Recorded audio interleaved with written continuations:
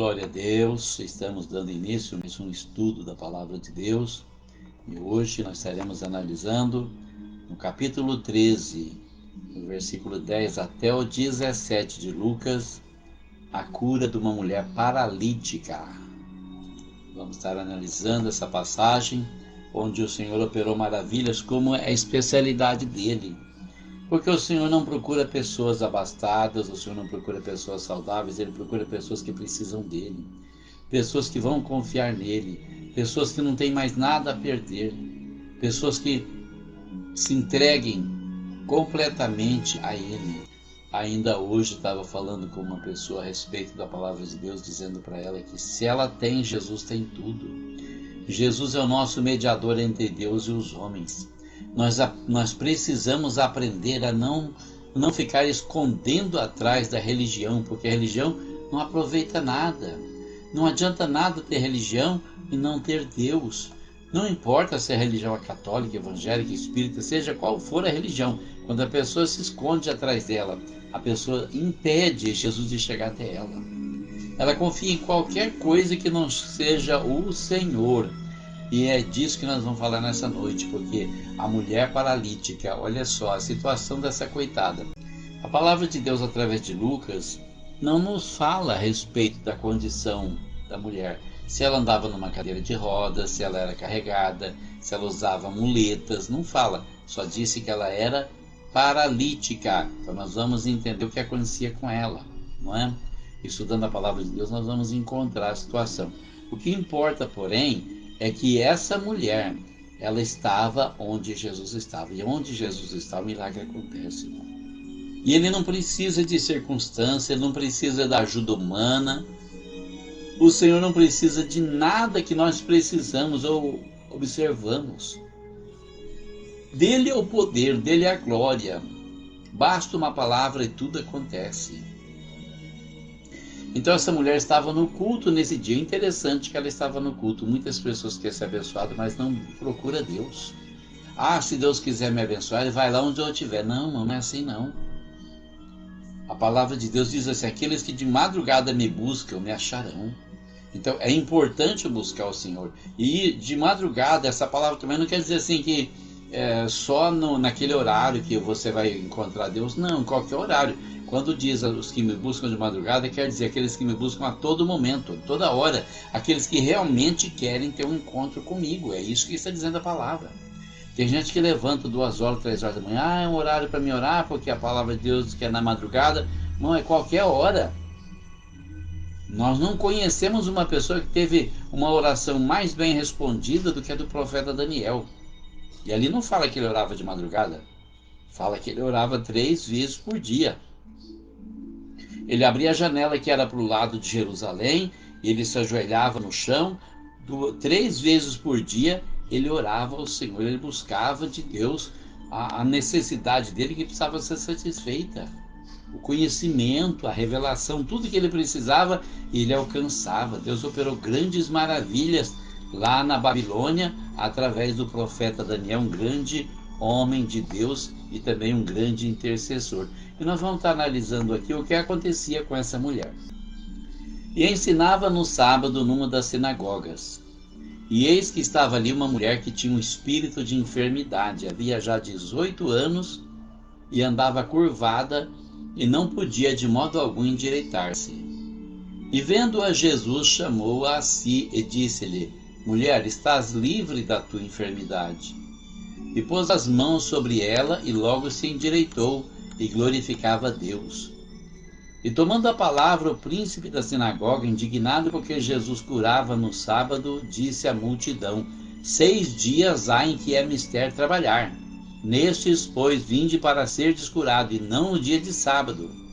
Respondeu-lhe, porém, o Senhor e disse: hipócrita, no sábado não desprende da manjedoura cada um de vós o seu boi ou jumento e não o leva a beber?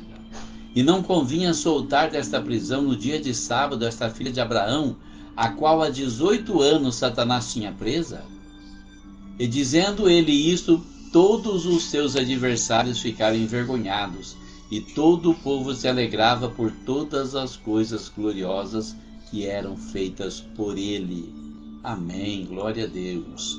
Então nós observamos aqui pela palavra de Deus que ele estava na sinagoga no dia de sábado. A sinagoga é uma espécie de templo que não era o templo principal que ficava em Jerusalém.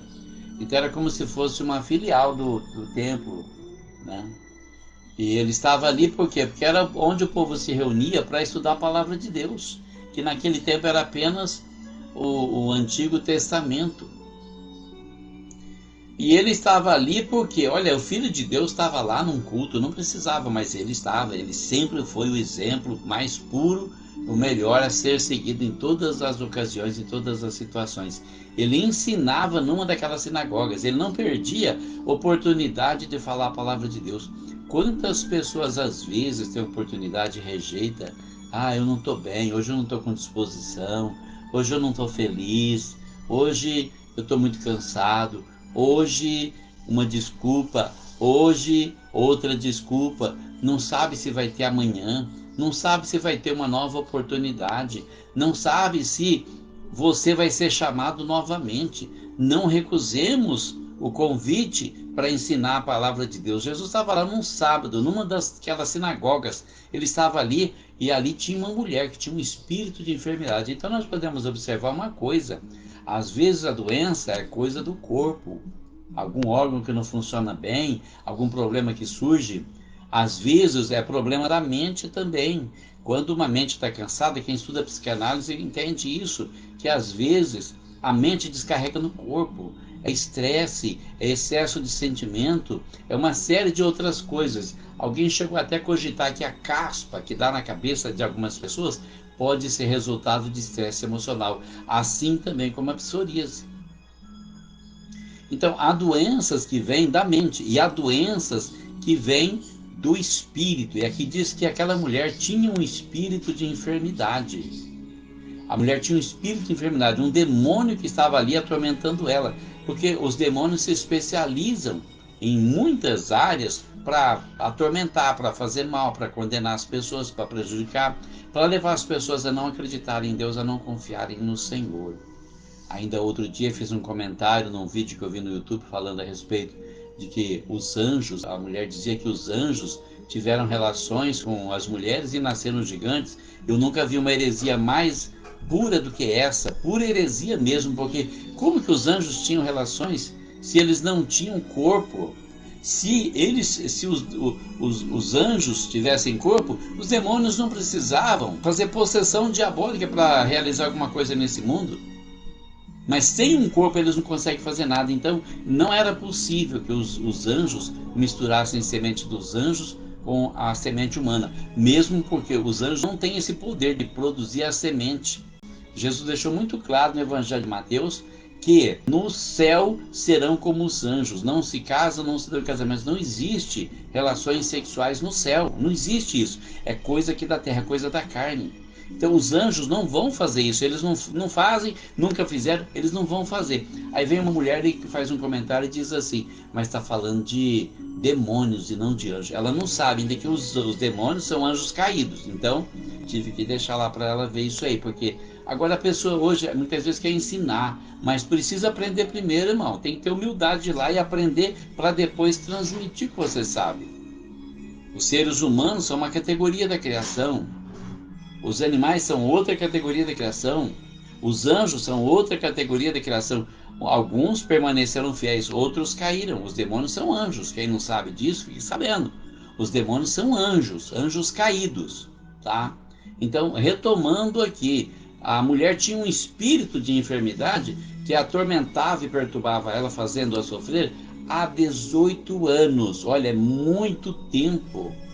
Imagina que essa mulher tivesse 20 anos quando esse demônio se aproximou dela para atormentar ela, e ela já tinha agora quase 40. Estava sofrendo porque esse demônio fazia com que ela andasse curvada e ela não podia se endireitar. Então, a paralisia que eu falo aqui não é bem uma paralisia. Acho que a palavra paralítico aqui no título não foi muito bem traduzida, não seria isso, né?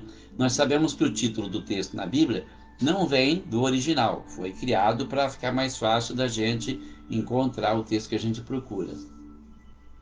não foi muito bem concebido, não é paralítica, mas uma pessoa que tinha um problema. Como não acharam outra forma de descrever, disseram mulher paralítica, mas ela andava curvada e ela não podia endireitar. Eu conheci uma pessoa assim, uma mulher que andava curvada, ela não conseguia levantar, sempre curvada, sempre abaixada.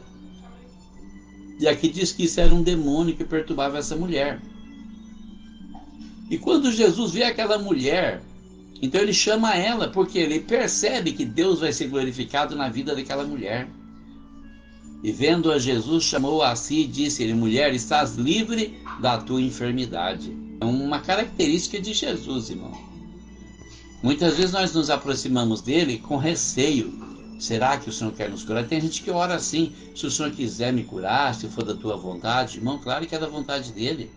Deus criou o homem perfeito, Deus criou a mulher perfeita. O homem que caiu no pecado, a mulher que pecou e se desviou da perfeição de Deus.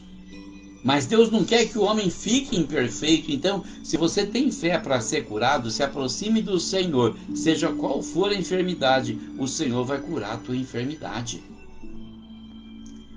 E Jesus pôs as mãos sobre ela e ela se levantou logo e começou a dar glória a Deus. Lógico, qualquer pessoa ali nessa situação estaria dando glória a Deus, porque saberia que estava livre daquela prisão, daquele cativeiro que Satanás a impôs durante 18 anos.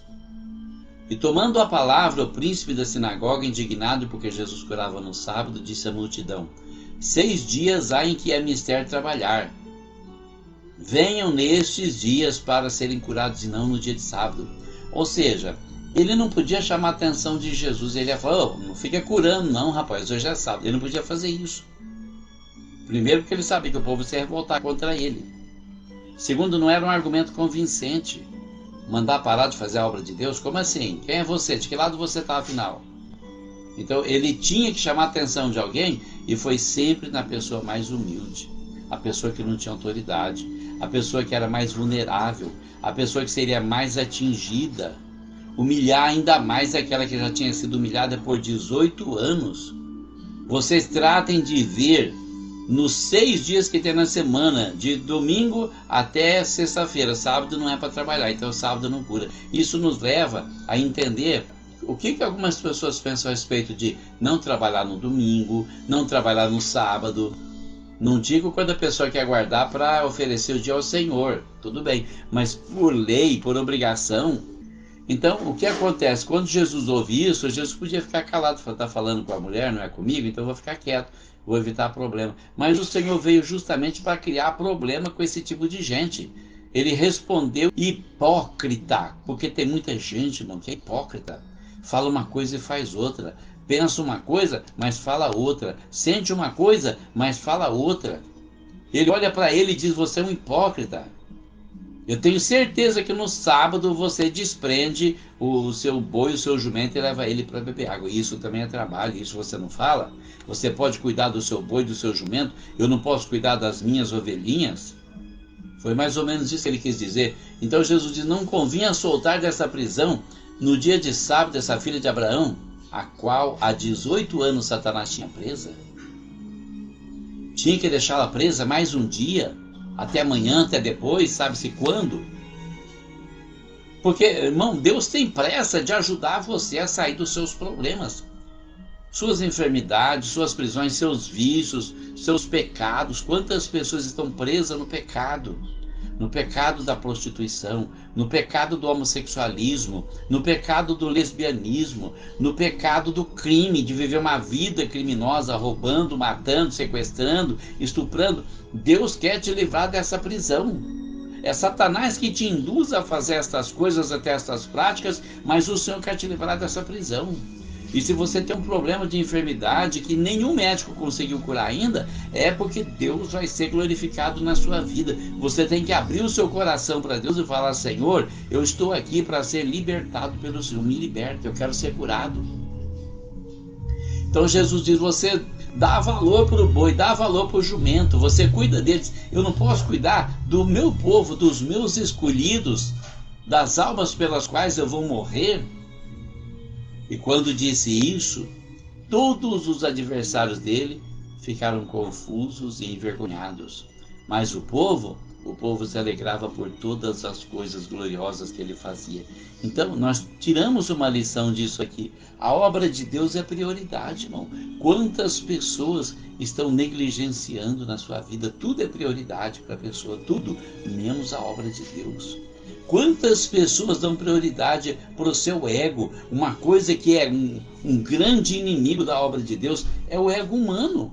Nós precisamos aprender a nos desvencilhar desse ego. O ego muitas vezes nos prende, nos cativa em situações terríveis, porque nos faz acreditar que nós podemos ter alguma coisa, que nós temos direito de ter alguma coisa, ou que nós não temos que viver de forma muitas vezes ultrajante, mas nós temos que fazer tudo para que o nome do Senhor seja glorificado. Então, nós precisamos aprender, irmãos, que nós viemos nessa vida com o único propósito de aprender a conhecer, amar e servir a Deus. Você precisa aprender esse segredo do verdadeiro viver. Porque enquanto você vive aquela vida só para você, enquanto você busca os seus próprios interesses, você não está servindo a Deus, você está servindo a si próprio.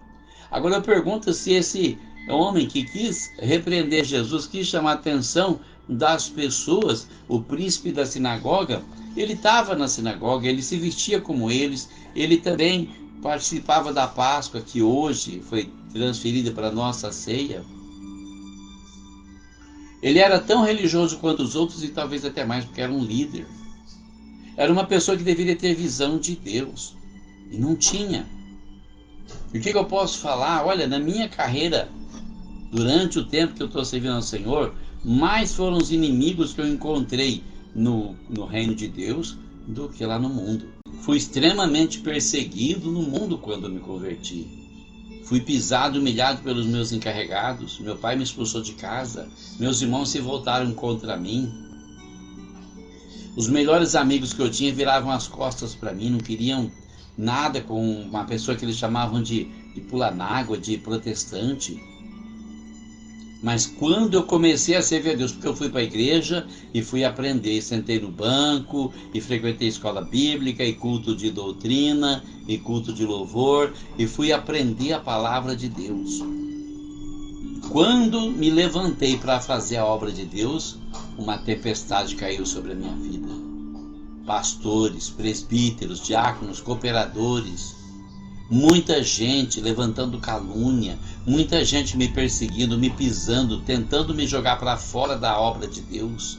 Olha, irmão, só a eternidade vai revelar quantas pessoas estão travestidas de cristão, mas não tem Deus no seu coração, não tem temor de Deus, não anda na presença de Deus, não se esforça o mínimo para obedecer a palavra de Deus. Querem o céu, mas não têm parte com Deus porque não se entregam, não se dedicam, não fazem a obra de Deus.